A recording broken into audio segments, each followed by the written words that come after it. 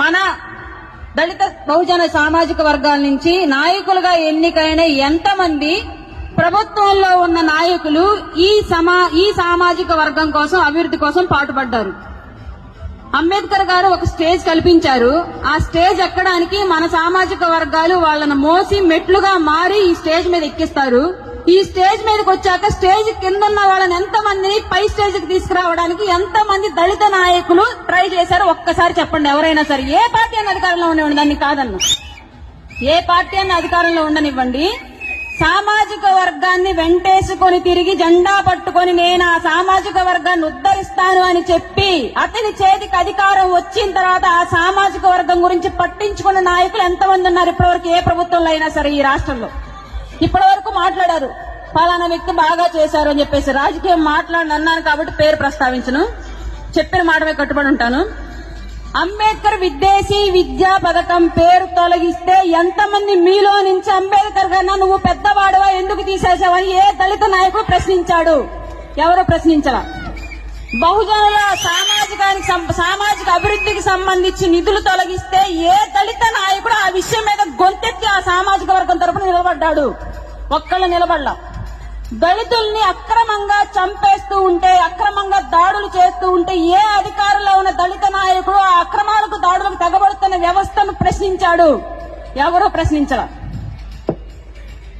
ఎక్కడైతే మిమ్మల్ని నిలబెట్టిన సామాజిక వర్గం అణచివేతకు గురవుతోందో అక్కడ ఆ సామాజిక వర్గం తరపున నాయకులుగా ఉన్న మీరందరూ చేతులు కట్టుకుని మోకరిల్లారే తప్ప అగ్ర సామాజిక వర్గాల ముందు మిమ్మల్ని నాయకులుగా చేసిన సామాజిక వర్గం గురించి మీరెవరూ నిలబడలా.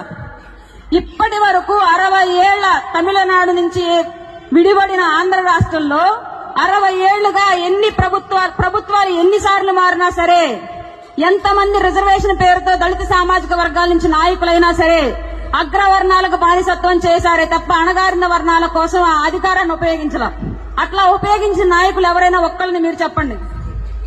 అలా ఉపయోగించిన నాయకులు ఎవరైనా ఉన్నారు అంటే మన బహుజన జాతుల నుంచి ఈ రాజ్యాంగం వచ్చిన తర్వాత, అంబేద్కర్ గారు రాజ్యాంగం రాసి మనందరికి అధికారం ఇచ్చిన తర్వాత దామోదరం సంజీవయ్య గారు మాత్రమే చేశారు.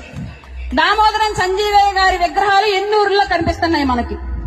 ఇవాళ మనం ఉపయోగించుకుంటున్న ఈ వృద్ధాప్య పెన్షన్, వితంతు పెన్షన్, పేదలకు భూమి, పేదలకు గృహం, ఈ వసతులు, ఈ పథకాలన్నీ పెట్టింది ఒక దళిత బహుజన జాతుల నుంచి వచ్చిన దామోదరం సంజీవయ్య. కానీ ఇవాళ ఆయన పేరు ఈ రాష్ట్రంలో ఎన్ని పథకాలకు ఉంది, ఆయన విగ్రహం ఎన్ని ఊర్లో ఉంది, ఆయన చేసిన మంచి ఎంతమందికి తెలుసు? అలా ఎవరికీ తెలియదు. అంబేద్కర్ వాదానికి వస్తే ప్రతి ఒక్కళ్ళని మెళ్ళో పులుగు కండవ వేసుకుంటాం, ప్రతి ఒక్కళ్ళం జై అంబేద్కర్ అంటాం, జై భీమ్ అంటాం. మీ మెళ్ళో ఉన్న కండవకున్న విలువ మీ మనసుల్లో ఎంతవరకు ఉంది? ఓటు అమ్ముకోవద్దు, ఓటు మనం ఎదగడానికి ఎన్నిసార్లు చెప్పినా మీలో ఎంతమంది వాళ్ళ కండ వేసుకుని డాన్స్ వేసిన ప్రతి వాళ్ళు ఎంతమంది రేపు ఎలక్షన్ కి ఓటు అమ్ముకోకుండా ఓటేస్తారు? ఇప్పటి వరకు ఓటు అమ్ముకోకుండా ఎన్నిసార్లు వేశారు? సమాజంలో ఎవరిని అణిచివేస్తున్నారంటే అగ్ర సామాజిక వర్గాలు మనల్ని అణిచివేయటంలో. ఎందుకంటే వాళ్ళ జనాభా 5% 10% లోపే, మన జనాభా 20% ఉంది. కానీ మనమే అణిచివేతకు గురవుతున్నాం. ఎందుకు గురవుతున్నాం? మన తాతలప్పుడు ఊరు చివరే ఉన్నాం, మన తండ్రులప్పుడు ఊరు చివరే ఉన్నాం, ఇప్పుడు మన టైంలో ఊరు చివరే ఉంటాం, మన పిల్లల టైంలో కూడా ఊరు చివరే ఉంటాం. ఎందుకంటే మనలో కూడా మార్పు రాలే. ఇంకా మనలో మార్పు వస్తే కదా మనలో అభివృద్ధి రావడానికి. మనలో మనమే తొక్కుకుంటున్నాం. ఒక్కళ్ళు పైకి వెళ్తే ఇంకంతే రౌండ్ గోడ కట్టేస్తాం. ఇంకెవరు మన వాళ్ళు రావడానికి వీళ్ళు. అవసరమైతే అగ్రవర్ణాలకు బానిసత్వం చేసి జీ హుజూర్ అనడానికి సిద్ధంగా ఉన్నాం. కానీ ఏ రంగంలో ఉన్నా సరే మన వాడిని చెయ్యి పట్టుకుని పైకి తీసుకురావడానికి సిద్ధంగా లేం. ఇది వాస్తవం. మీరు ఎవరు ఒప్పుకున్నా ఒప్పుకోపోయినా నేను కాంట్రవర్సీ మాట్లాడాలనుకున్నా ఇదే నిజం. ఈ సమాజంలో నేను ఇదే ఫేస్ చేస్తున్నాను కాబట్టి వాస్తవాలు మాట్లాడుతున్నా. ఈ విధానాన్ని మార్చుకొని దయచేసి మన సామాజిక వర్గాలు ఎదగడానికి మన వాళ్ళంతా కృషి చేయాలని, నిజంగా మనకు అంబేద్కర్ ఇచ్చిన ఈ వాదాన్ని, ఎస్సీ ఎస్టీ చట్టాన్ని, ఎస్సీ రిజర్వేషన్ ని అన్ని రకాలుగాను మన సంఘాల అభివృద్ధి కోసం ఉపయోగించాలని, అలాగే అన్ని సామాజిక వర్గాల్ని సమానంగా చూడగలిగే నాయకత్వాన్ని ఎప్పటికైనా ఎన్నుకోవాలని నేను మీ అందరినీ రిక్వెస్ట్ చేస్తా ఉన్నా. ఇది మనకి మళ్ళీ రిజర్వేషన్ అనేది రాజ్యాంగంలో మనకి కొన్ని సంవత్సరాలు ఒక లిమిటెడ్ పీరియడ్ అని చెప్పేసి అప్పట్లో పెట్టారు.